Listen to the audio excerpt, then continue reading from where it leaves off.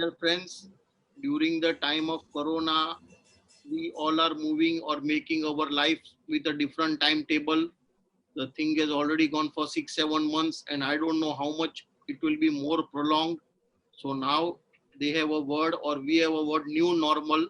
So in that conditions, we have to change certain of our way of working, and we like it or do not like it, but digital is going to stay for a longer period of time, and it's going to be a part of our life. So we I thought, know.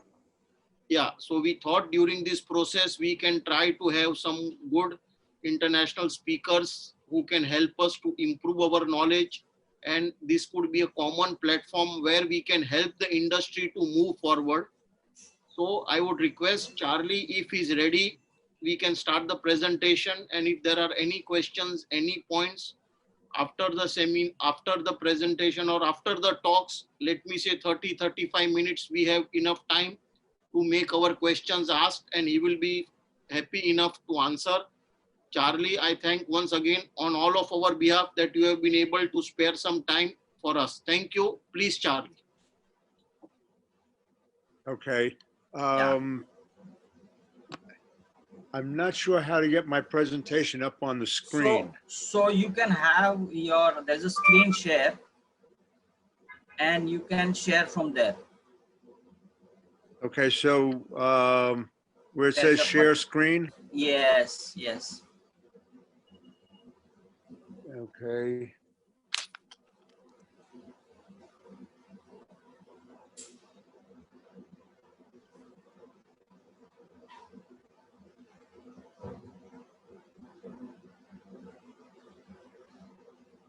It's at the bottom bar.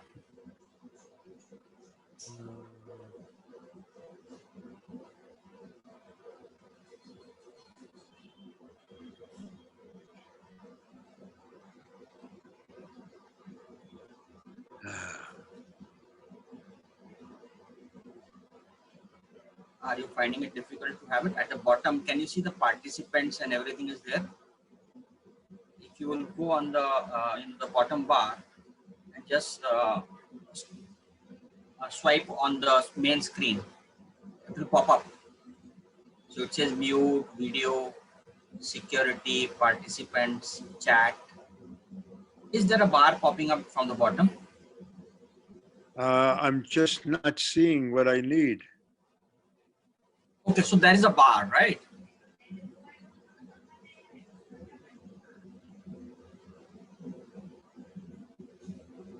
On the bottom, it says share screen. So I Yes. clicked on that. Yeah. Then to the right of that, it says Microsoft PowerPoint. Awesome. I'm trying to click on that, and it's just not showing. Okay, so you have got two systems? If you have my PowerPoint and I can have put it it. up, I will put it on. I will put it on. Okay. Not an issue. I will do that right away. So here we go. That would be good. Yeah.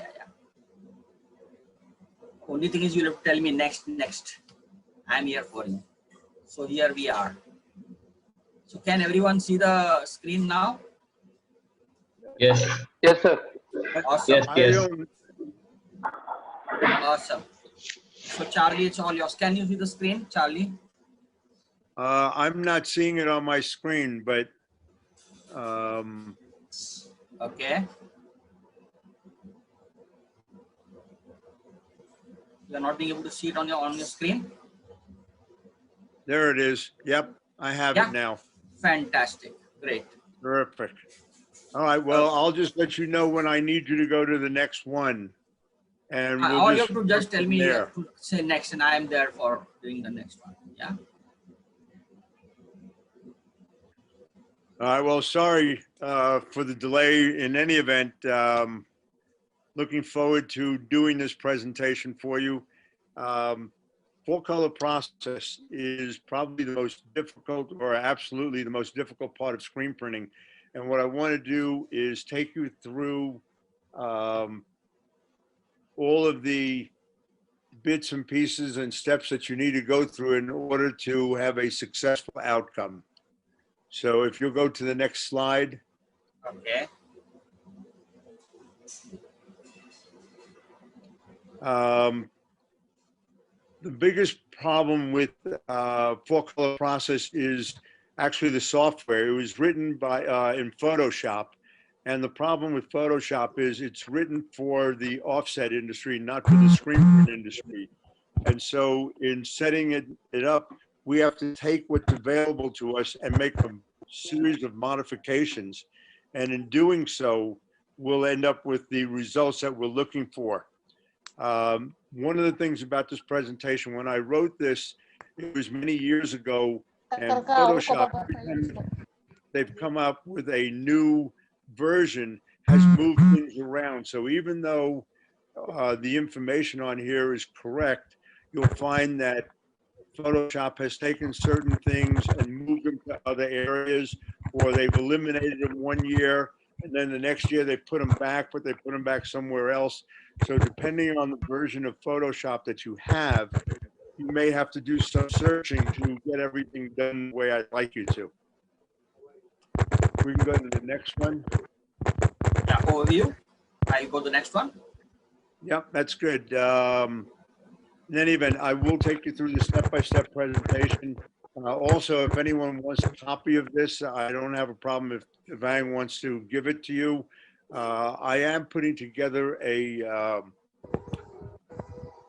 book which will include all of this. I'm still in the process of writing it, although I hope to have that done in the next month or so, which will have a bunch of my articles and stories, but among other things, it'll have worksheets and procedures for doing all of this and for being able to document it. Yeah, can all others please mute themselves? I'm having some disturbance. Everyone will be able to access it, yes. The thing that you have to keep in mind with Photoshop, every time you make a move, if you don't record it, you'll never be able to come back and find it. So in doing this type of work, every time you move, you have to write it down and you have to track exactly what you're doing so that if you need to come back and make adjustments, you'll be able to go into your history and find where you need to make adjustments so you don't have to start from the beginning again. Otherwise, you're going to find that it's almost impossible to search out and to deal with the information that you need to find it again without starting from scratch. You can go to the next one. Yeah. For you to Yes. kindly mute yourself. 1 minute. I'll just Mandar. Yeah. I'll make you the host because I can't when I'm Okay, doing the screen sharing. Yeah. I can't control them. So Sure, what I'm going to do is I'm just making you the host. Okay. Sure. Yes. So you please 1 minute. Huh? Sure. 1 minute. I'll just make you make host. So you are now the host. Okay. Yeah, Charlie, please continue. Okay, so the first thing we have to deal with is resolution. The problem in many art departments is they want to go to too high a resolution. Every artist wants to be on 300 dpi. The problem with that is if the resolution is too high, what will happen is when you go to output the information, you're going to lose information and not gain. So what looks good on your monitor may not translate into the film that you're going to output. So what you want to do is take whatever the LPI is going to be that you're working with and multiply it by about 2 to 2.5 to maybe 3 times. So if I'm going to do this manually, let's say I want to work with a 45 line halftone, my DPI should be somewhere between 100 and 150. If I'm going up to a 65 line halftone, it should be between 150 and 200.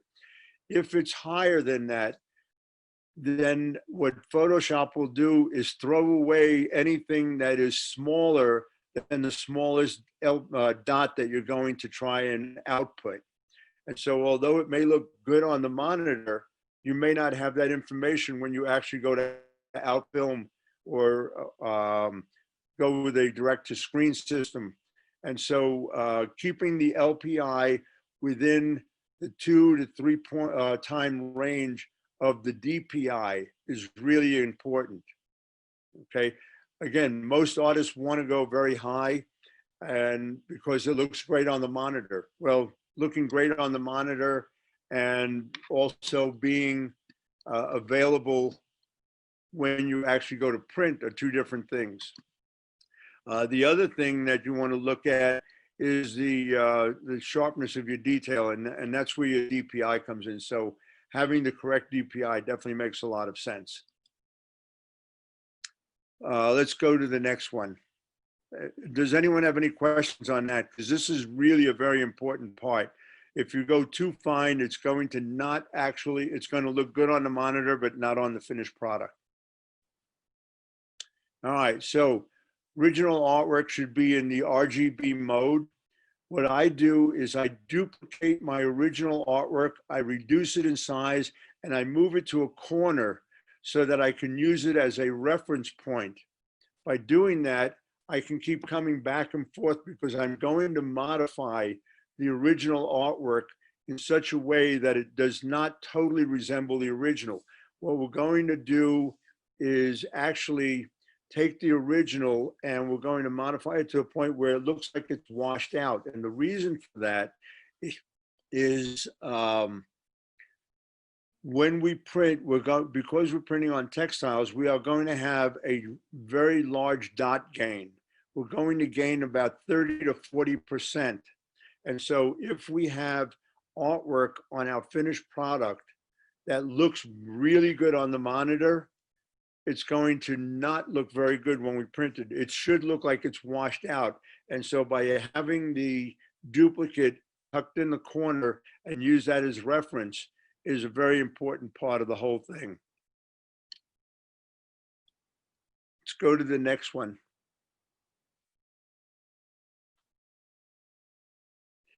So we're now going to get into actually doing some modifications. So this is my original, and this is in RGB mode, 100% of the size. And the resolution that I'm working with is based on the halftone I'm going to output. And visually, it doesn't make any difference right now. So if you look at this, it's not a bad looking piece. It has a lot of detail. It has some color, but things aren't quite as strong as I'd like them to be. And so I'm going to go in and start to modify them. So if we go to the next one. So first thing we're going to do is we're going to go to Image Adjust, which is up on top of Photoshop, and we're going to go to Selective Color. And in Selective Color, we're going to click on that, and it's going to have a drop-down menu, and we're going to go to Neutrals. In Neutrals, we're going to make some adjustments. So the adjustment would be somewhere between 3 and 8%. So what I would go and do is initially go 3% and check my preview to see how much of an adjustment that is. Then I maybe go to 5% and check it, and then go to 8% and check that. Basically, one of the things you have to keep in mind is every artist is going to make different decisions. So even though everyone starts out with the exact same artwork, the slant of the artist is going to show up. So some people like things warmer, some artists like things a little more detailed. And so the finished product is going to be different based on whoever the artist is. In this particular case, I've taken this to an 8% change. So if we jump back for a moment.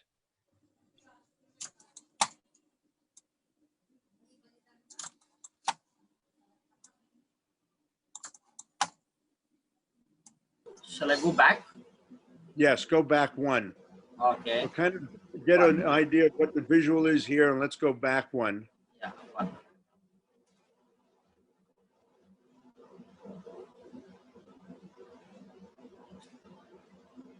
Yeah, yeah. Okay, so if you go from that, and then you go, so kind of look at that image, and then let's click to the next one, go forward. Okay. Yeah, toggle, shall I toggle it? Change just a little bit, not a whole lot, okay? Yeah. So we've just cleaned up our neutrals a bit, which means we've removed some of the gray data, and it eliminates some of the white noise. And so not a major change, but everything is very subtle in Photoshop because we really don't want to change the image very much. We just want to enhance it, and we want to get it to a point where when we screen print, we end up with what we're looking for. So let's go to the next one, and which is the next adjustment. Yeah. So we're going to optimize our image. And so if you've noticed, I've gone to image adjust hue and saturation, and I've increased my saturation. The saturation is the middle bar, and as you slide it from the middle towards the right, you're going to find that colors become more vibrant, colors become richer and more saturated with color. In this particular case, I added an additional 5% of saturation.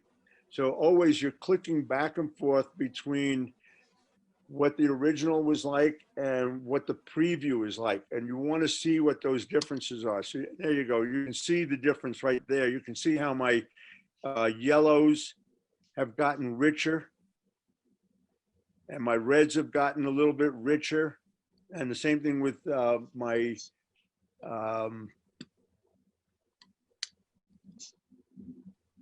the whole background has gotten a lot richer.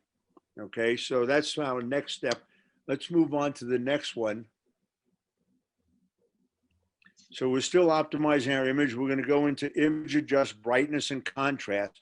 We're going to leave the brightness alone, but we're going to increase our contrast just a little bit, maybe another 4 or 5%, which is what we've done here. Now, one thing you have to keep in mind, when I give you these parameters of 5% or 8% or whatever, you have to look at the image and work with it the way you feel you want it. So sometimes you may go well beyond what I'm recommending, depending on what your original is like. And that is the biggest thing is, what does my original look like?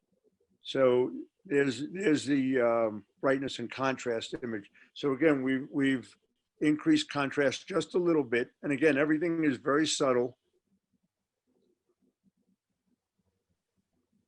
Then go to next. Yes, please. Yeah. So we're now going to image adjust levels. So this is where it gets a little bit confusing.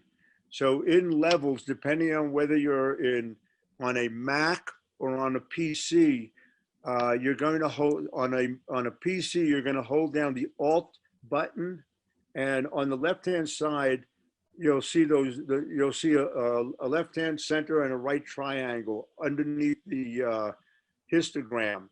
And so on the left side, you're going to hold down on that triangle and hold down on the Alt key at the same time.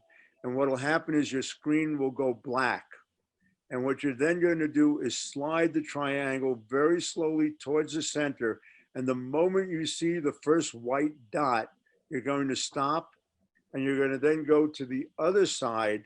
And when you press down on that, you're going to have a white screen, and you're going to slide towards the center until you see the first black dot. If you're on a Mac, I believe you're going to be on Command and on that little triangle, as opposed to on the Alt button. So what you're doing is you're establishing the black and the white parameter.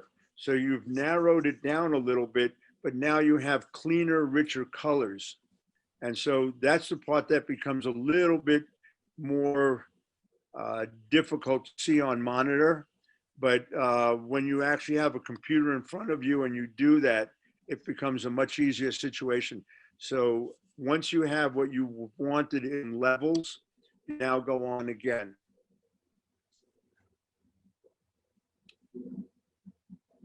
So now comes the next part. We're going to go to image adjust lab colors. So up at the top, you're going to see lab colors.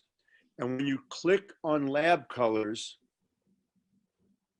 you're going to go over to the right-hand side, and you're going to go to the second part down in the channels window. And when you click on that, your whole image will become gray. So what we're now going to do is we're going to deal with the image, but we're not going to touch the color anymore. Okay, so in that, on the channel, on the lightness channel, we're going to click on that. It's usually the second one down, and that'll just give us a black and white version. When we then click, go to the next one. So we're going to go up to the top again. We're going to go to filter, sharpen, unsharp mask. And in unsharp mask, the first thing we want to do is check our radius, and it should be a radius of 1 and a threshold of 3. And those are things that you never change.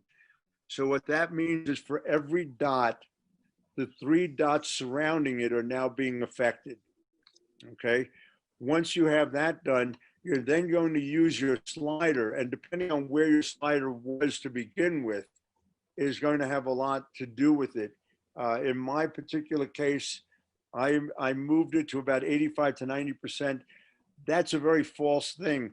As you slide from the center or from the left side towards the right, you're going to find the image gets sharper and sharper and sharper, meaning if I were going to use my photo, I could make the hair on my beard stand out and show every strand of hair. Okay. Now you can go too far, in which case you're creating a white haze around it.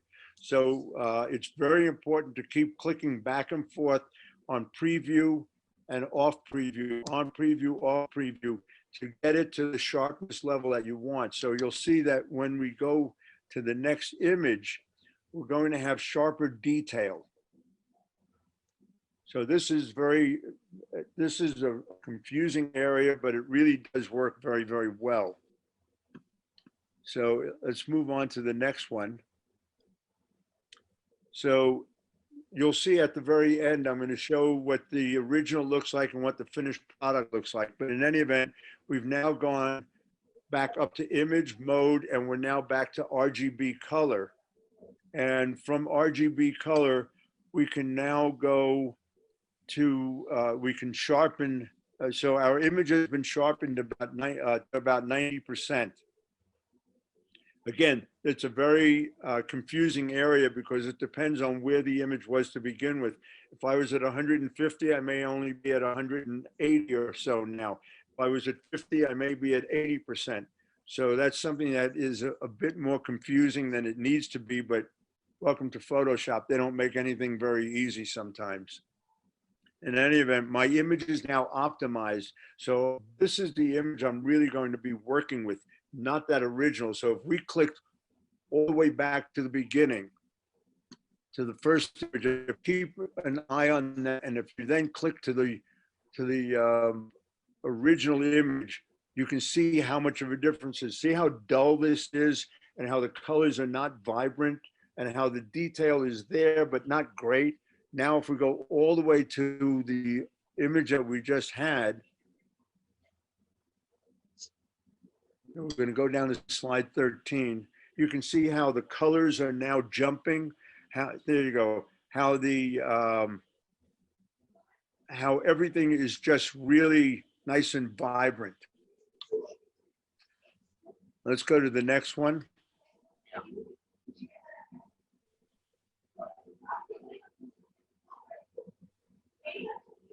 So now, so that was all in RGB mode. We are now changing everything to the CMYK mode. And if you notice, the colors got a little duller. And the reason is RGB has a much greater gamut of colors than CMYK does. And that's one of the reasons we don't want to work in CMYK, because the things are not as clean and as identifiable as we'd like them to be. In RGB mode, they are, but now we actually have to get to the actual separation. So we're now in CMYK mode, which isn't far removed from where we have to be.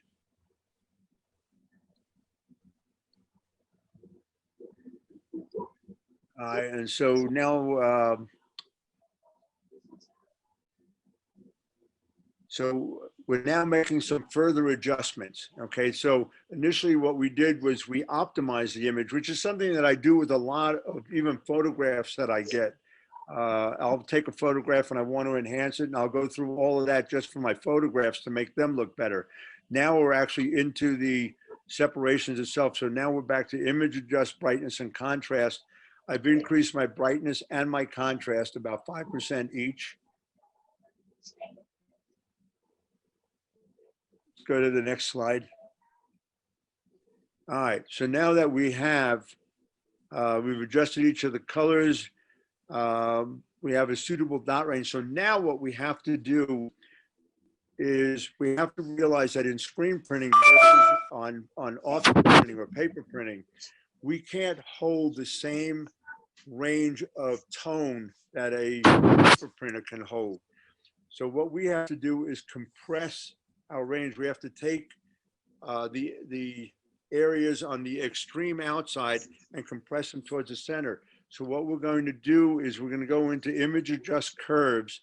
And if you grab the line at the top right-hand corner and pull it down, that'll be our shadow area. We want to move that down to about 80 to 85%. Oh, and first things first, let me say, we are going to do this with each color.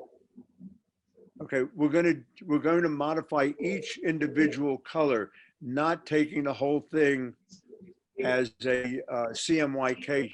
We're going to take the no, there is no slide for that. I don't have the image 1 minute. on that. Yeah, the slide. I think there's some 1 minute. Huh? So you should be on slide 16. 1 minute. Slide setting has been paused. Stop as slide was closed. Okay, 1 minute. I will again share it.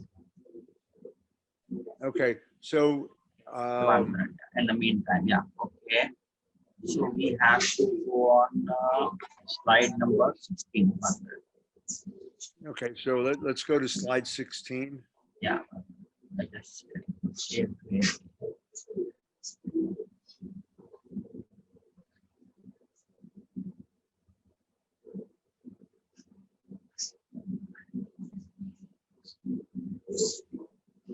Yeah, so we were here, right? We did this separation modification. Yeah. Yeah, we were here. Yeah. Yeah, so that's where we are. Okay, Yeah. so what we want to do, we're going to be modifying, we're going to be in image adjust curves, and in curves, you'll see a graph, a line going from the lower left to the upper right-hand corner. And what we want to do is we want to move that so that instead of having a dot range from 1 to 99%, we want to compress that, because anything below 15% is going to be difficult to hold on the highlight, and anything above 80 to 85% on the shadow is going to go solid. So by compressing that, we're going to be able to hold enough information and enough detail to give us a full color view without getting muddy. If we don't do that, a lot of what we do is going to turn to mud and to browns as opposed to having proper color. So if you grab the image, let's say from the lower left, and you slide it towards the center slightly, we want that to be somewhere around 10 or 15% in. And if we take the image, the bar in the upper right-hand corner and pull down to about 80 to 85%, that'll clean up the image. So first we're going to do that, let's say with the cyan, we're going to make adjustments. And again, you're guessing on this. That's why you need to have that, the duplicate in the corner, because when we, let's say, adjust the cyan, the yellow, magenta, and black are going to go overboard and look too strong. So we're going to adjust the cyan with that. And again, every color individually. Do not do CMYK as one clip. So in the middle, you'll see the CMYK and a little arrow. You're going to click down on the arrow. You're going to select the color you want to modify it. And again, depending on your original, they may all come out very similar, or you might find that one color is a lot stronger than the other. You have to back it off, or one color is weaker than the other and you don't back it off as much. In any event, you're going to adjust the yellow, then the magenta, then the cyan. When it comes to the black, we have a whole different situation there. Next. Let's go to the next slide. Hmm. Okay, so we've now modified 3 of the colors. We now have to do the black, and the black is the one that's really difficult. So let's go to the next slide.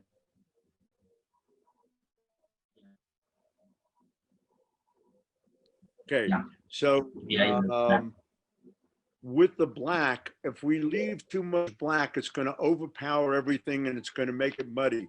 So where we've backed off the cyan, magenta, and yellow to about somewhere around 15 to 80%, the black we're going to back off to about 30% in the highlight and 70% in the shadow. So if we were to look at just the black separation, the only thing we would see are really the very strong colors and nothing else. If we have too much black, it's going to go muddy. And once you've adjusted the black and you look at the image, you're now going to compare that image to the original, and it should look like it's a wild version of the original. So let's go to the next one. Next.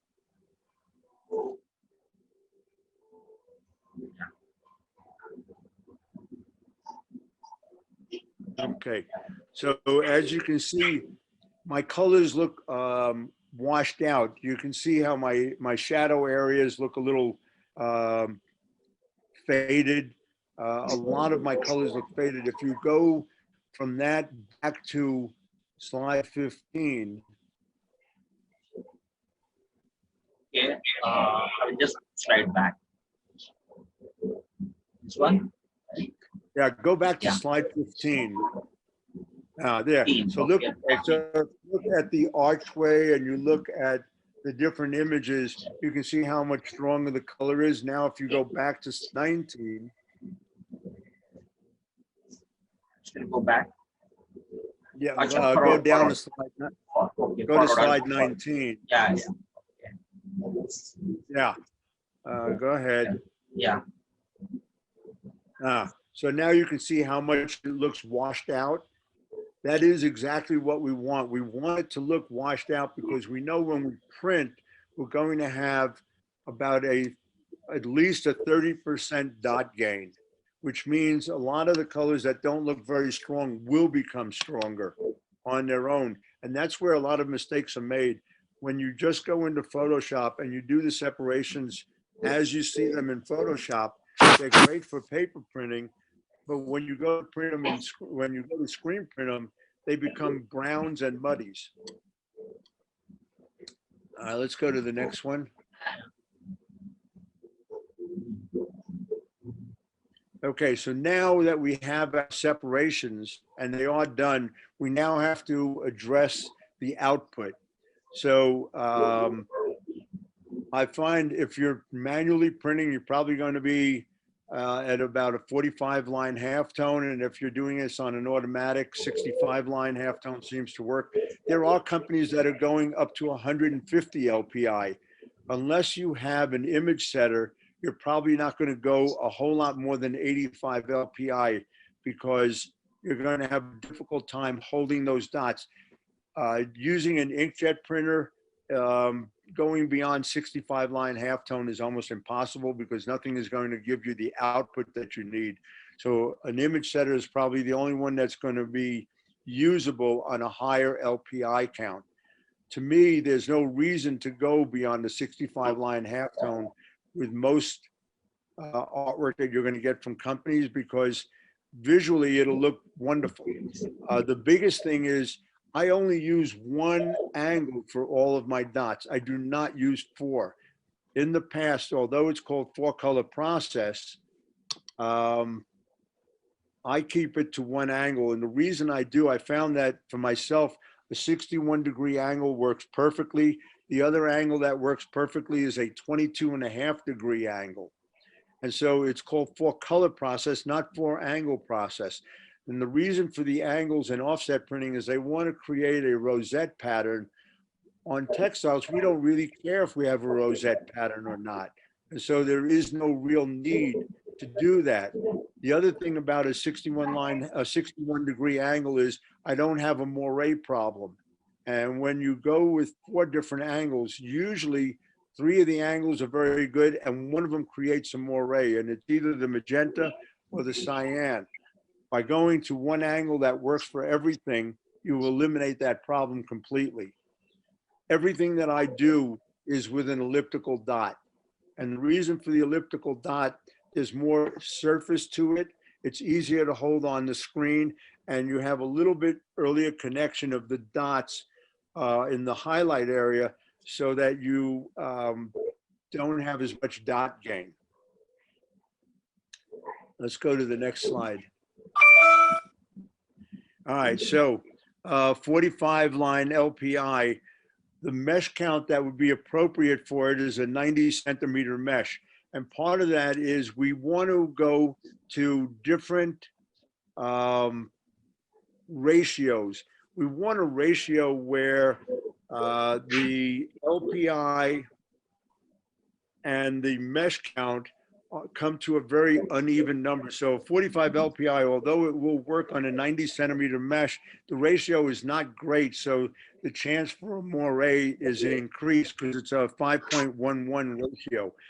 But if we go to a 55 LPI on 305 mesh, we have a 5.5 ratio, which is ideal, 5.5 being perfect. So the chances of a moire with a 55 LPI on 34 centimeter mesh, I'm sorry, on 120 centimeter mesh is minimal. It's rare to have that. The same thing with the 65 LPI on 120 centimeter mesh. It has a 4.6 ratio, which is very, very good. We want, where you run into a problem, if we took a 65 LPI and we put it on 390 mesh, I don't know what the centimeter on that is, but 65 on 390 mesh goes in 6 times perfectly. And because you have one dot hitting every 6 strands of mesh, you're going to have a huge amount of moire. So keeping that ratio to an uneven number is very important. Again, your skill level definitely comes into play. I would say most people could certainly run a 55 LPI with a 120 centimeter mesh. You should have no trouble with that at all as far as moire goes. Let's go to the next one. So squeegees. So what I find very interesting when I've been to factories in India and Sri Lanka and Bangladesh, etc., most companies don't have a good assortment of squeegees. And the question is, why not? That you've purchased automatic machinery and they come with a 70 to 75 durometer squeegee, and that's what you use for everything, which makes absolutely no sense. When we're doing 4-color process, we definitely want a harder squeegee. So if I'm on an automatic, I'm going to go to a 75, 90, 75 triple durometer squeegee, which will allow me to have really good control over my halftones. The harder the squeegee, the cleaner the dot will be, but the less ink I'm going to get down. The softer the squeegee, I'll get more ink down, but I'll also lose a little bit of my detail. So in 4-color process, we do not want to lose any detail. So 75, 90, 75 on an automatic is perfect. Manually printing, it would be just a straight 75. And the only reason for going with a straight 75 is on a manual, a triple durometer squeegee costs twice as much as a single durometer, and manually there wouldn't be any advantage to it. On an automatic, the triple durometer definitely has an advantage. If you find you have a color that just isn't giving you enough ink lay down, that's where you would drop down to a 65, 90, 65 to get more ink to lay down. So the softer the blade, the more ink we get, the harder the blade, the less ink, but the sharper the image. Let's go to the next slide. All right, so color order is always important, and the color order never changes. It's yellow, magenta, cyan, black. You never flash between colors. Everything has to be printed wet on wet. If you don't print this wet on wet, you're not going to get the colors to blend and mute together to give you a finished product that's acceptable. All too often, screen printers, especially once they get on an automatic and they buy a bunch of flash units, they flash everything. This is one of those times where you never flash, okay? If you do, you're going to ruin it. Also, this is all for white colored fabric. Now, I do have explanations on how to make a white printer for colored fabrics, but I couldn't get that onto this presentation. But if anyone is interested, I do have a whole technical article on 2 different kinds of whites, white printers. I'm not going to get into that right now, but they are available so that if you had to go on colored fabric, you could print white first and then yellow, magenta, cyan, black. The white would only go under the yellow, not under the other colors. And the reason for that is if I wanted to go on a light blue fabric, if I print yellow, magenta, cyan, black on light blue, my yellow will immediately go to green. So if I can put a white down just under the yellow, although my yellow will get a little bit hazier, I'll still get what I want as a finished product. And again, even with a white printer going down first, you still do not flash. Everything is printed wet on wet. And let's go to the next slide. Okay, so you can see on the left-hand side is the original that we started with. On the right-hand side is our separated image. And you can see how much of a difference there is. We have lost a little bit of detail in that building in the back, but at the same time, when we print this image, you'll notice like that painting on the building on the left-hand side is cleaner looking. The red on the right-hand side is definitely more vibrant. The little bit of detail that we lost in the building is probably not going to be much of a factor. If you look at the that kind of tree, you'll notice that the leaves and all are definitely there. When we print this image, it will come back to looking more like the original than what you see on monitor. And I think that's my presentation. If you go to the next slide, it has my information on it. And the only thing that my phone number has changed, so just eliminate that. My cell number works. But in any event, I'm open for questions. Stop sharing right away. Okay, so if anybody has any questions, you can ask Charlie. I do have written articles that includes the worksheet and everything else on this. So if anyone is in need of them, I can get them to you. I think they're going to be on my website. I believe it's a purchase situation for $5 because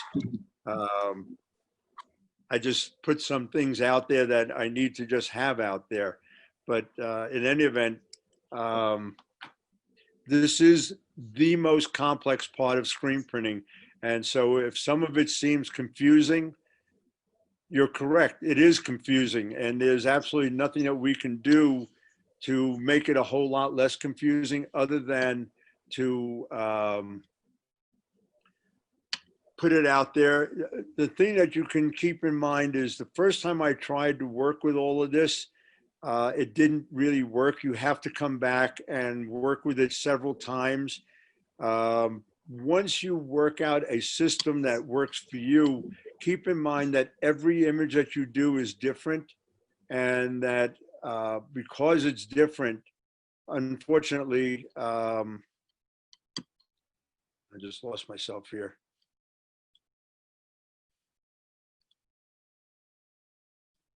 Now, You've got mail. because it's different doesn't mean that it's a bad thing. So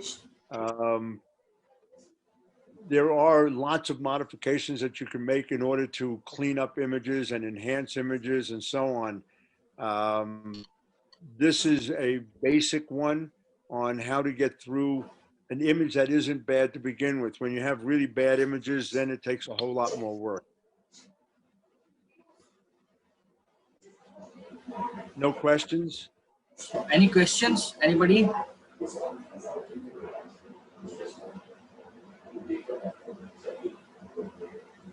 One person at a time. Yes. Please unmute yourself.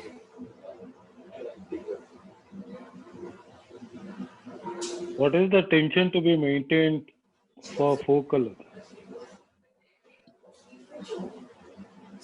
I'm sorry, I'm having trouble hearing that. Can you repeat, please? What is the tension to be maintained? Screen tension to be maintained for making focal. How do you maintain with 4 colors? No, he's saying what the tension, screen tension that is to be maintained. Oh, thank you so much. Sorry, I was not catching that. No problem.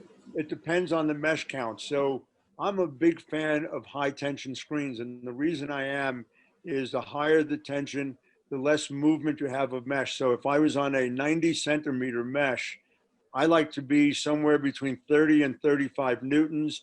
On 120 centimeter mesh, I bring that all the way down to about 22 to 23 newtons, because if you try to go much beyond that, you're going to lose a mesh.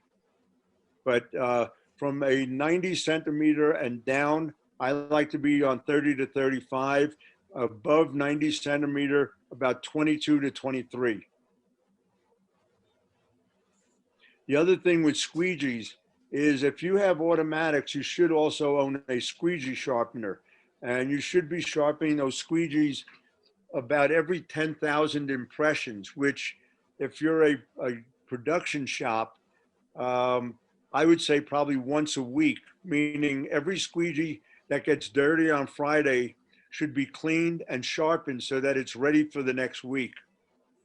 If you're not doing, if you're averaging out 2,000 prints a day, which I know is not a lot, but if you're averaging 2,000 a day, then at the end of the week, it's 10,000 impressions, and you should sharpen it. And even on new squeegees, they should be sharpened so that they're not only sharp, but also straight. A sharp squeegee will definitely give you a definite difference in output than a dull squeegee. Dull squeegees tend to put down more ink, but you lose clarity. And the other thing with all the 4-color process, which I didn't mention, everything should be done with a single stroke of the squeegee, not any more than that. If you need more than a single stroke, then you should adjust to a softer squeegee. The problem with double stroking, once you have ink down on the image and you come down and hit it a second time, you increase the dot gain. And by doing that, you're distorting that image. So if you can keep everything to single stroke, which means slowing down the squeegee will put down a little bit more ink. If you find that you're not getting enough color down, slow down your squeegee a little or increase your squeegee angle. I like to work with angles that are somewhere between 10 and 20 degrees. If you're too straight up and down, you don't get enough ink down. If you have too much of an angle, you put too much ink down. And so fine tuning the work on the press is definitely something that a skilled printer needs to play with. So giving this to a novice is not a good idea, but realize that you need to document everything you do. You need to document the speed, the angle, the pressure, okay, especially on automatics. And so I do have a worksheet that allows you to document everything about that, which is all part of what that book is that I'm putting together. And it has all of the forms in it so that by filling out that form completely, you now can come back and duplicate the image. The most difficult part of screen printing is 4-color process. And what's even more difficult in 4-color process is to do a job and print it, and then a month later come back and try and print the identical job and make it look exactly the same as the previous time. And what that requires is shooting a new set of screens.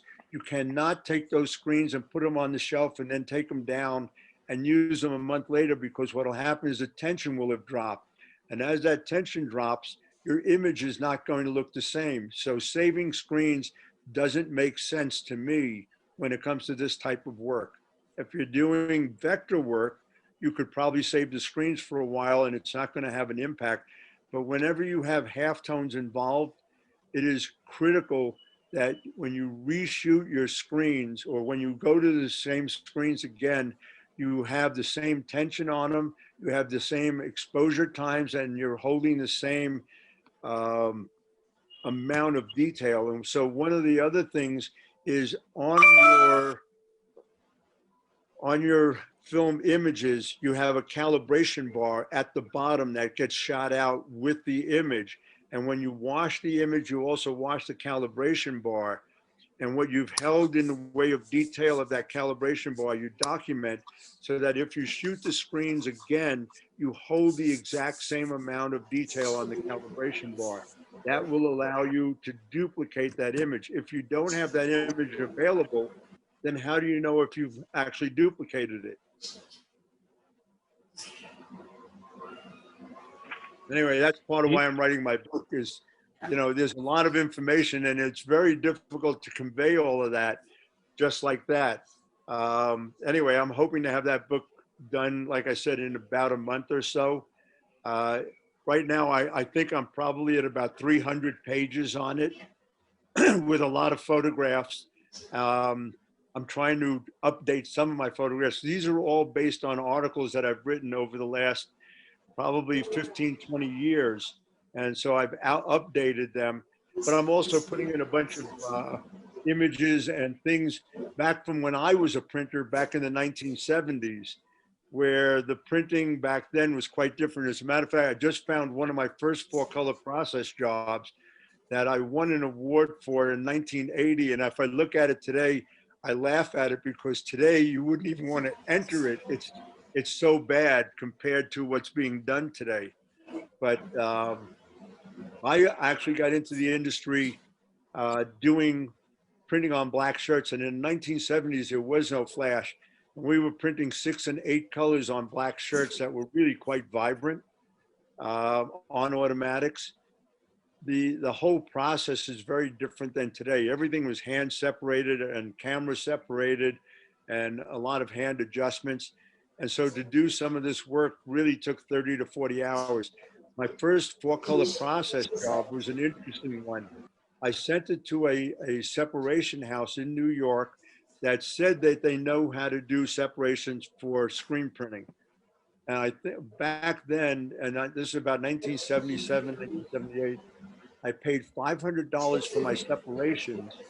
And then when I got them and I printed them, I didn't like what I got. So I made adjustments and sent that back to the color house to make the adjustments. They charged me another $600 for making the adjustments. So my first set of separations cost me $1,100. Let me explain how much money that is. In 1978, $1,100, what did that buy you?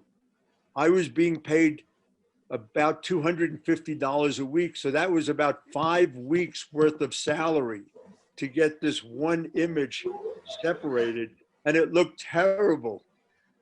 From that point on, I worked with a company in Dallas, Texas called Serichrome Seps. And even there, my separations were costing me about $500, but they had made all the adjustments that I just went through and knew how to do that. In today's world, because we have Photoshop and we all have computers, the idea of paying $500, $600 for a set of separation sounds crazy. Back then it wasn't, and back then that's what we had to do. So I actually ended up buying a huge camera. I had, my darkroom was 800 square feet, which I don't know how to translate that into square meters. My darkroom was bigger than many of the factories that I put together. And so my camera was one of these huge things with bellows on it. I had to hire a union cameraman to do my separations because I couldn't figure out how to even turn on this camera. Today, we don't have to deal with any of that. Just keep in mind that on this whole 4-color process thing, it is very complex. It's very, very complicated. It's necessary for the artist to record everything they do in modifying the image so that if you do the print and it isn't quite the way you want, you at least know where to go back and make adjustments. And there are considerably more adjustments than what we went through now, but it starts to get so complex that you really need to have paperwork in front of you. In any event, this will get you to the initial stages. One question, sorry. Yes. One of our people have asked, please share your viewpoint about printing CMYK on digital and spot color on screen, that is hybrid digital and screen. Can you give some idea? You know, I've been looking at a lot of the hybrids that are out on the market, the digital squeegee from M&R and some of the others, and I think they're fantastic. If you have a big enough run, then it's definitely something that's worth looking at. Of course, they don't have any halftone dots or anything, so their continuous tone definitely is fantastic looking, and they can change their image as long as their white underlay stays the same. They can switch images out to fit into that white underlay. I think the thing that you have to keep in mind is the cost.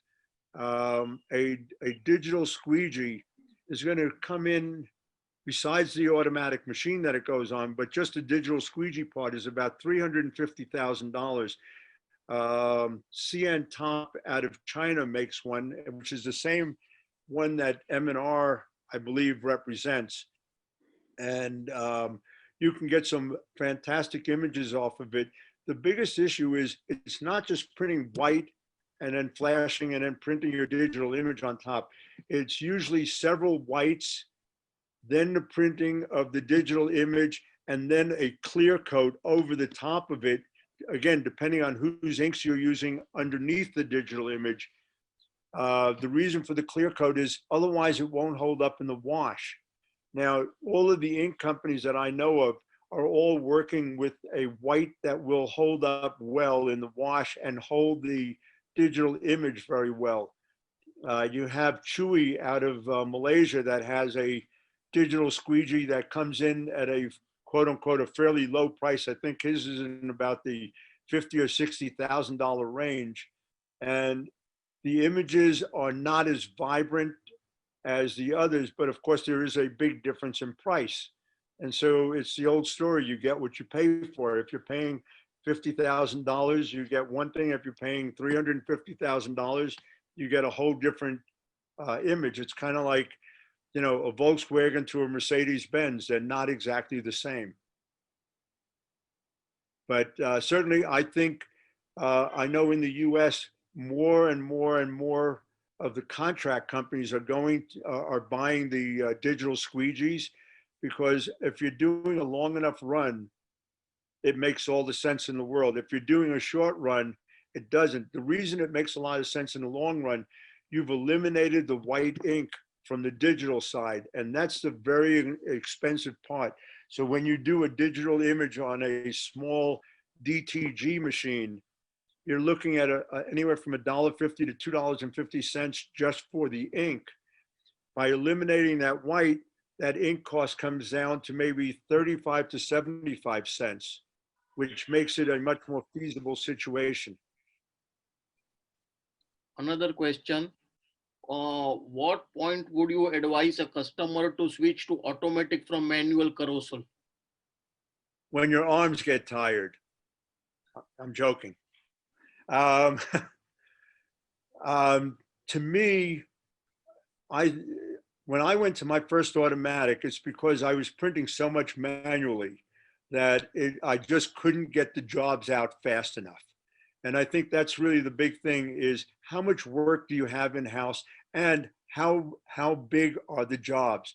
If you're going to buy an automatic and you're going to be printing a lot of jobs that are, let's say, under 150 pieces, then an automatic is not really going to make enough sense. You might be better off having more manuals or more tables.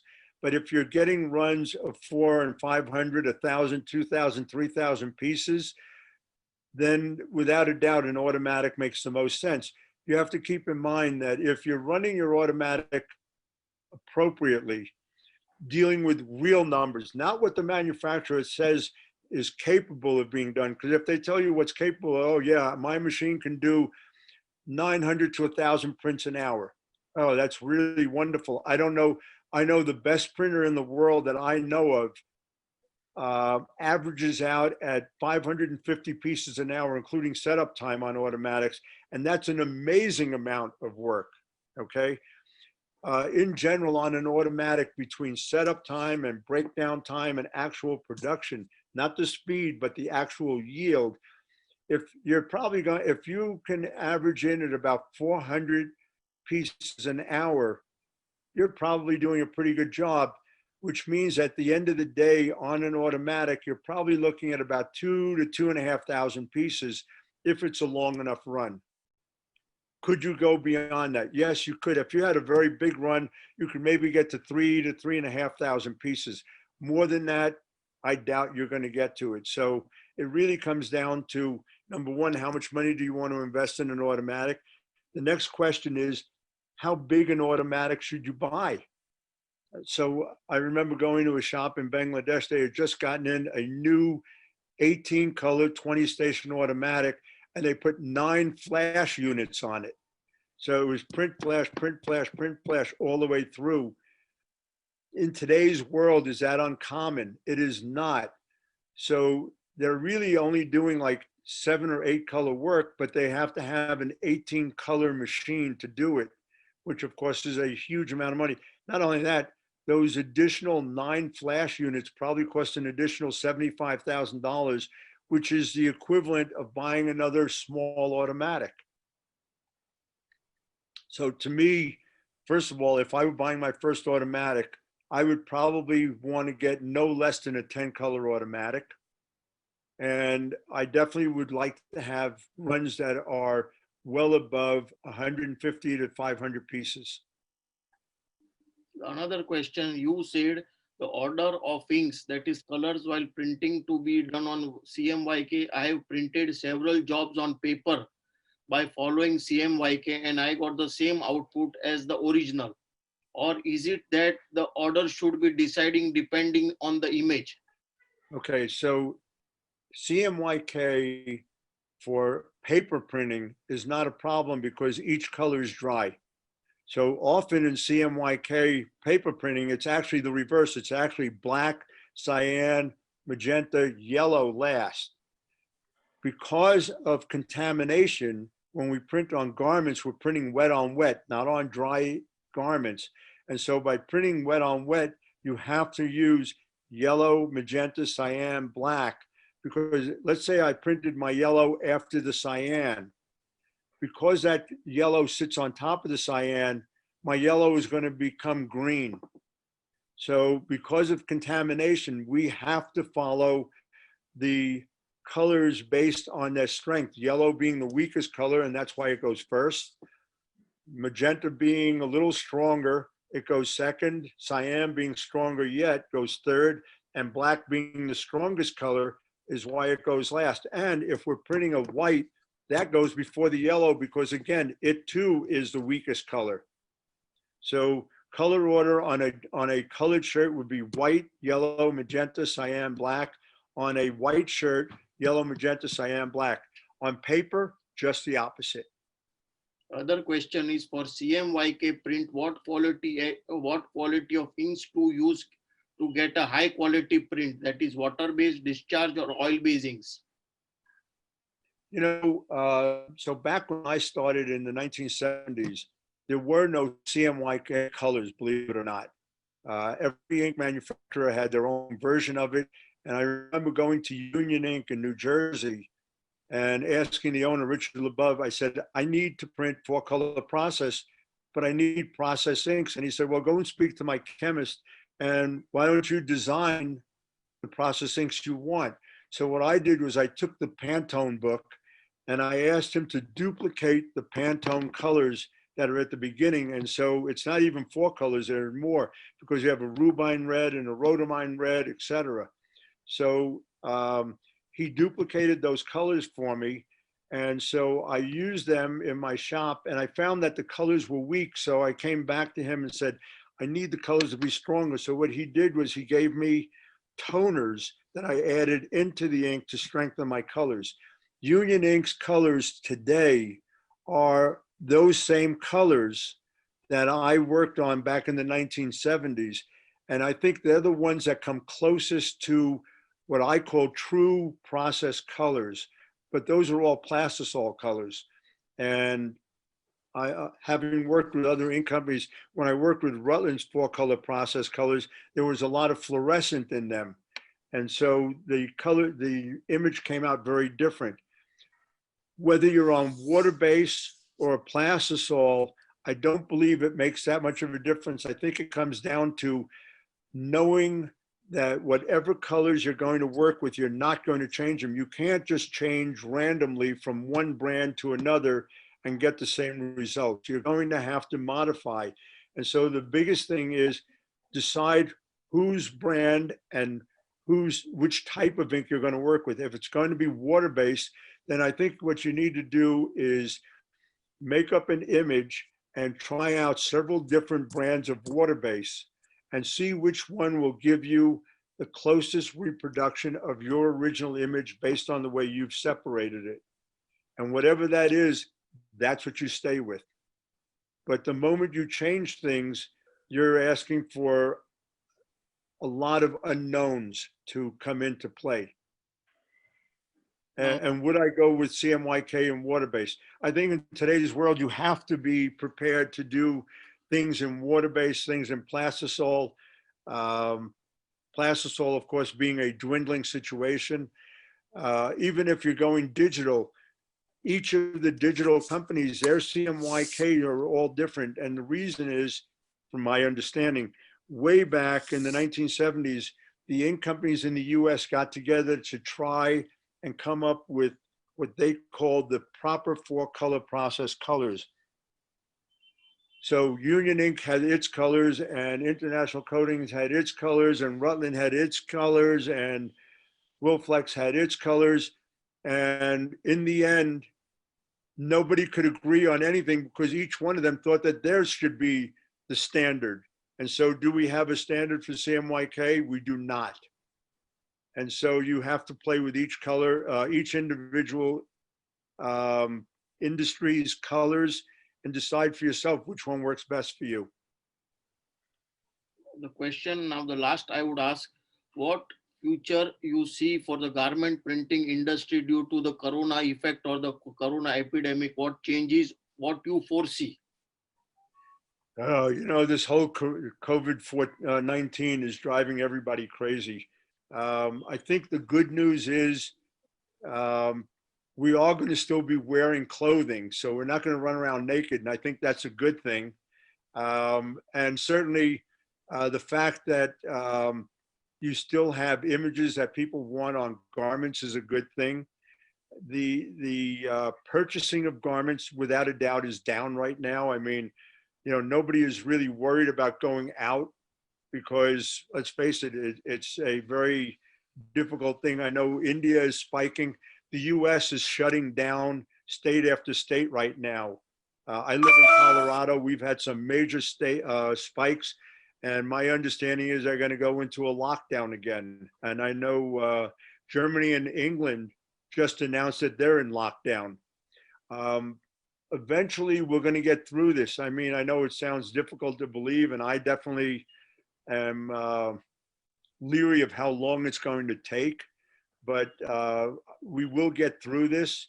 I think the biggest thing and the stupidest thing is people don't want to wear masks. And it's like, how difficult is it to put on a damn mask when you're out in public? It's not that big a deal. And of course, in the US, they're saying, oh, it infringes on my first degree rights. And it's like, really? So you want to kill somebody because you may have the coronavirus, and an older person is now going to get it and pretty much die.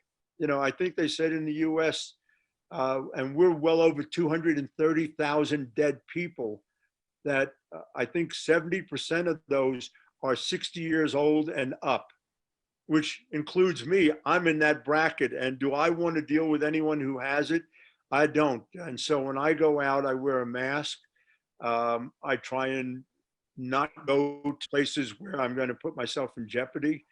But as far as the garment industry in the US, I think the biggest thing that's going on is screen printers are printing masks because everybody still wants identification. And so even though the schools have opened and some of them are closing again, schools are definitely one of the areas that are making kids wear masks. And if that's the case, there's definitely a lot of business out there in order to print those masks.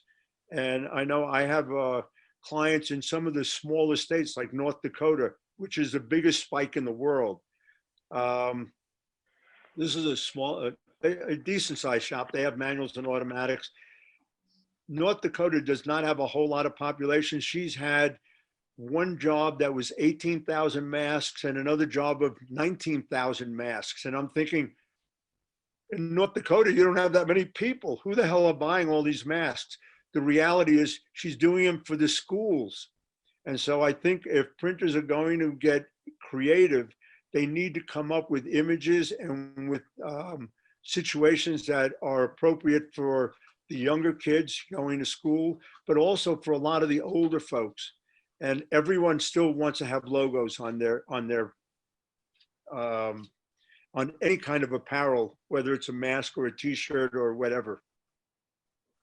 The last question I would ask from the viewers, what's your advice to the print silicone ink user-friendly and easy way to produce faster production?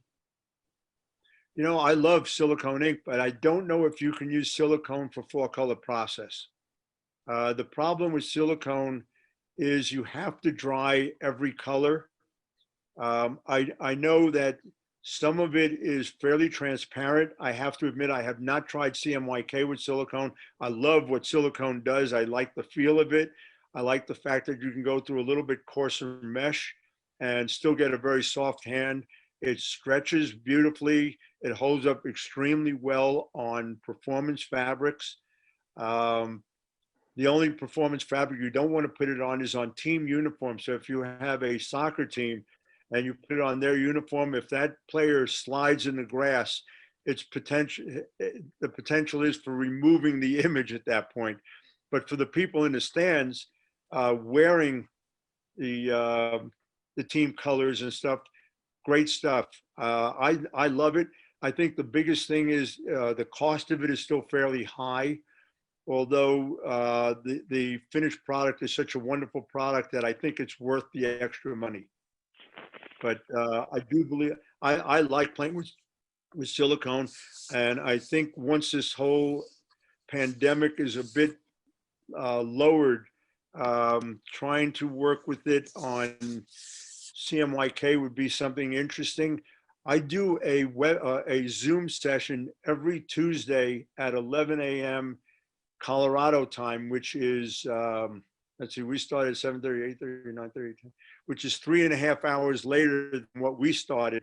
Unfortunately, that puts you in the middle of the night. I have Ray Smith from Poly One is my guest this Tuesday coming up. So if you're available to tune in, I do have it posted on Facebook in terms of coming on to that. He'd be a good person to ask questions to about silicone since he's playing quite a bit with them. Okay. Thanks, Charlie. I have one question. Yeah, sorry. Yes. Yeah, Mr. Charlie, so this is CMYK fine print. Can you use a V-shape squeegee? Can you use V-shape? V-shape squeegee. A V-shape? Honestly, I hate the V-shaped squeegees, and I'll tell you why. Oh. You don't have any control. The V-shaped squeegee was made for cylindrical printing on anything that's round. And so it comes to a very sharp point. And the problem with textiles is we can't put enough, if we put pressure on, we're not even printing with the point, we're printing with the side of the squeegee. And so to me, having a sharp rectangular squeegee makes so much more sense, because you can control the amount of angle and the amount of pressure. On a V squeegee, trying to control that is so difficult that I don't think you can duplicate the process very easily. Thank you. But I mean, years ago, I tried a V squeegee. You know, there are so many different squeegees on the market. You have the Newman. Have you ever tried the Newman squeegees? They make several different hardnesses, and there's a squeegee that you can't even sharpen. When the blade gets dull, you peel it away and you put a new blade on. And they also have hard and soft squeegees, and they're very controllable because they have aluminum going almost all the way through them. There's also another squeegee called an RSK squeegee, which again is a squared out bottom squeegee, but it sits on a hard piece of masonite or some kind of hard surface. And so you have a lot of control, but you don't have a lot of flex, so you can't get enough ink down sometimes. But personally, I'm still a fan of the triple durometer squeegees more than anything else. And if it were me, I would have 3 different ones. I'd have a 55-90-55, which I would use when I need a lot of ink down, a 65-90-65, where I need a good amount of ink, and a 75-90-75, where I need a lot more control over my halftones and over the ink deposit. Thank you. And one more question. Do you publish the screen printing any related books for this? Like, I'm sorry, can you have that question repeated? When I hear you from my end, it's getting all broken up. okay. Did you publish any books of screen printing? Like any books available on your this one, like publishing books? Can I recommend any books? Do you, from your side, did you write any books on the screen printing? Well, yeah, I would recommend mine if I ever get it published. I think that there are quite a few things on the market, but I think the most up-to-date situations as far as screen printing and what's out there still comes from the magazines. The magazines are able to respond on a monthly basis. Certainly, I have no problem if this particular webinar is published in a magazine. I think that would be a good thing to do. But as far as books, the problem with most books, by the time they're written, some of that information is old information and it has changed. You know, for years, and even today, I'm still a member of SGIA. And now that they've combined with Printing United, they've taken down a lot of stuff from their website. But I still have all of their old technical guidebooks. As a matter of fact,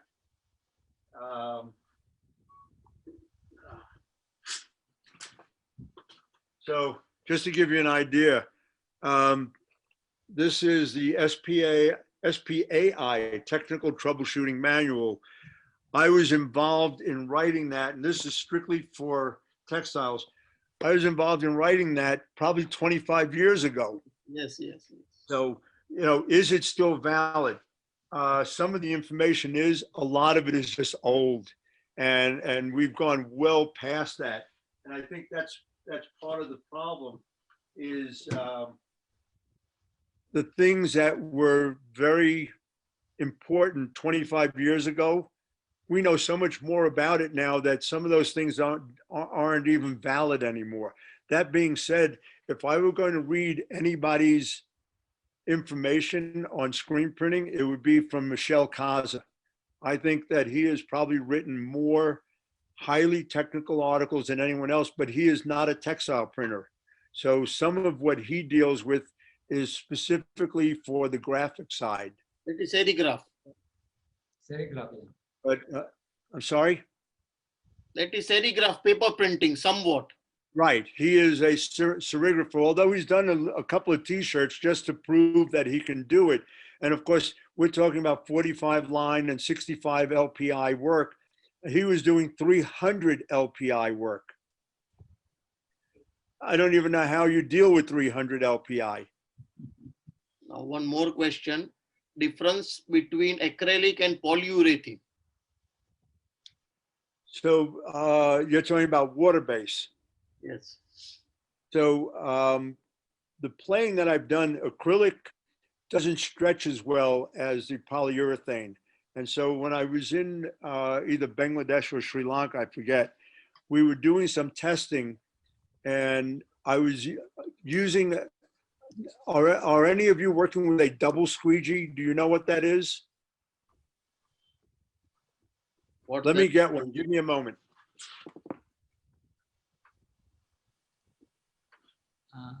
Dharmesh, can you put a slide of address of this Miss Charlie? The email ID. Email ID, contact details, he says mobile has been changed. I will do that. I will do that. 1 minute. Okay. Sorry about that. Okay. Well, So let us finish with Charlie. I will, in the closing time, I will do that. Okay, thank you. So this is a double squeegee. Okay. And so what this does that's quite different than a single squeegee, it does on one pass what a single squeegee has to do in 2 passes.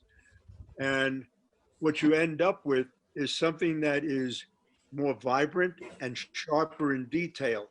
So when I was over in Bangladesh, we brought this into several companies, and what we found was in the past, using polyurethane, they weren't getting a smooth enough laydown. By going with a double squeegee, they got more ink down on one pass, but we also used a roller squeegee. Do you know what that is? So you have hot heads, but you also have roller squeegees. So we did a double squeegee. We actually did a double stroke of the double squeegee using a polyurethane ink. We then flashed it and we gave it a second layer of white, flashed it and rolled it, and ended up with a really, really vibrant white, but because it was a polyurethane ink, it also stretched well. The problem with the acrylic inks, we can get them to look good, but when you pull on them, they were cracking. So I think the advantage to the polyurethane is that it does stretch where the acrylics don't. Visually, you can make them both look very good. But to me, I think the biggest thing when I went to one of the factories in Bangladesh, one of the large ones, in order to do a particular print, they were doing 3 strokes of white, flashing, 3 more strokes of white, flashing, 3 more strokes of white, flashing, and then finally getting to the other colors. When we went to a double squeegee, we went to 2 strokes, flash, 2 strokes, flash, roll, and we were finished. So we were actually able to increase their productivity about 40 or 45%, which at the end of the day is a huge amount of printing.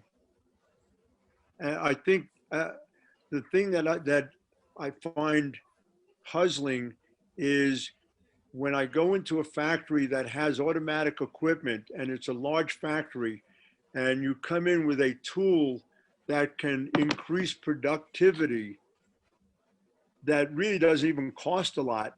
And the first thing I hear is, oh, those are expensive. And I'm thinking, you're telling me how expensive this is, and yet you have 9 flash units on your automatic press. I can buy 10 of these for less than what 1 flash unit costs. So why are you telling me that it's so expensive? It's not. I think when you own a production facility, you have to be prepared to buy whatever will increase your productivity, because over a long period of time, you're going to be on the positive side. So back when I was a printer in the 1970s, a company came out with something similar to this. It was a double thick squeegee. And in the 1970s, it was $250 for each squeegee, just for the blade. And I remember doing the test on it, and I called up the manufacturer and I said, worked great. I need 10 of them. And he said, you know how much they cost? I said, I really don't care how much they cost. I just saw more vibrancy and faster production. And so whatever the cost is, it's a one-shot deal, and I'll make up that money in no time. So looking at anything in the way of production, you have to equate it based on what you're doing and what your outcome is and what your investment is. You know, when I look at something like this and I realize, oh yeah, my investment is going to be $300. Okay, so it's $300. It's a one-time deal and I own it.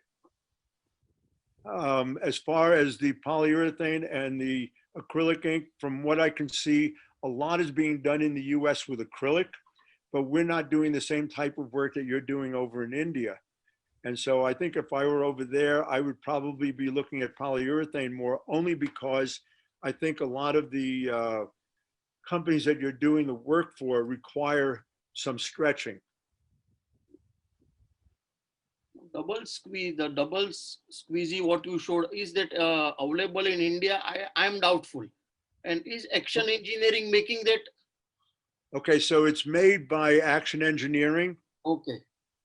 And I don't know if anyone in India is carrying it, but if not, if somebody wants to get in touch with me, I'd be happy to help them out. I've also just come up with a new thing called the Wall, and it's specifically for water-based ink, and it goes into an automatic, and it just barely clears the flood bar so that you don't have the ink buildup on either side that gets crusty. Mm-hmm. So you put that, and I do have a video of it, and I'll send it off to you. I do have it on Facebook. And so I'm going to be doing a lot more testing next week with it. But what it does is it stops the ink from building up on the sides. And so you don't end up with ink drying out while you're in the middle of a print run, and you don't have to add as much ink into the screen. It'll use up that much more ink before you have to replace it. But it doesn't, it means that you don't have to have someone standing at the machine pushing the ink into the center. This will do it for you. Action Engineering has some of the very good product, but they are looking for some good distributors in India. So I hope within short time they will be able to work out something. I agree with you. I think, you know, if, I know Eric was talking to one person, but I don't know what they ended up doing. But certainly I would think that somebody in India would want to carry some of the products that they have. To me, this double squeegee, every single company that I work with in the US, I've made them buy it, and every one of them lives on it. And and water-based printing in the US has definitely increased tremendously, but they're using it for plastisol and for water-based. And it just allows you to go and produce more work. And that's really the bottom line in a production shop. The more you produce, the less it costs you, which means your profit increases. So any friends who are interested to buy the Action Engineering products can get in touch with me, because they have some good products, but you have to buy directly from them. So get in touch with me, and they have some special year-ending sale. So you could get a better benefits, and being an American product, they are quality-wise good. And as Charlie has suggested, few $100 at the end of the day are going to save you thousands of dollars. Absolutely. As a matter of fact, you should be able to make up that difference inside of a week or two. And that, which means anything after that is additional money in your pocket. So anyone, If you need to, if someone wants to get in touch with me, I'd be happy to direct them. Like I said, my information is on the end of my presentation, and certainly I have no problem sending you information if you need it, helping out as much. I will just share that screen 1 minute. Huh? Yeah, Devang sir. Somebody had requested 1 minute. I'll just share the screen. Let all. Yeah. Hello, Charlie, sir. This is Rubel from Bangladesh. Actually, I'd like to know this double squeegee also applicable for rotary and flatbed as well? For rotary, I do not know anything. I have to admit. I don't think that for rotary it would do anything, because you're a rotary. Sorry, flatbed. Sorry, for flatbed. I'm extremely sorry. No, I don't know. One of the things, and I don't know if you can still get them, Joe Clark came out with a squeegee called a Smiling Jack squeegee, which was being used on some of the rotary, not rotary, but on some of the flatbed Flatbed, yes. printers. And I have some of them, but I have small ones. It was a hard squeegee that had a particular cut in it that allowed for a certain amount of flexing. As far as a double squeegee on a flatbed, I don't know anyone who's actually tried it. How big a squeegee do you need? Oh, I'm not sure at this moment. I'll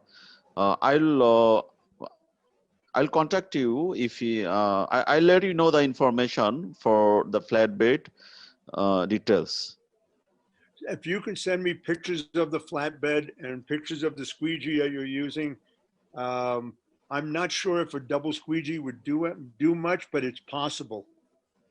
Okay, sir. Sounds great. I will let you know. Thank you. Appreciate it. Okay, friends. We are little bit. I have one last question. Sorry.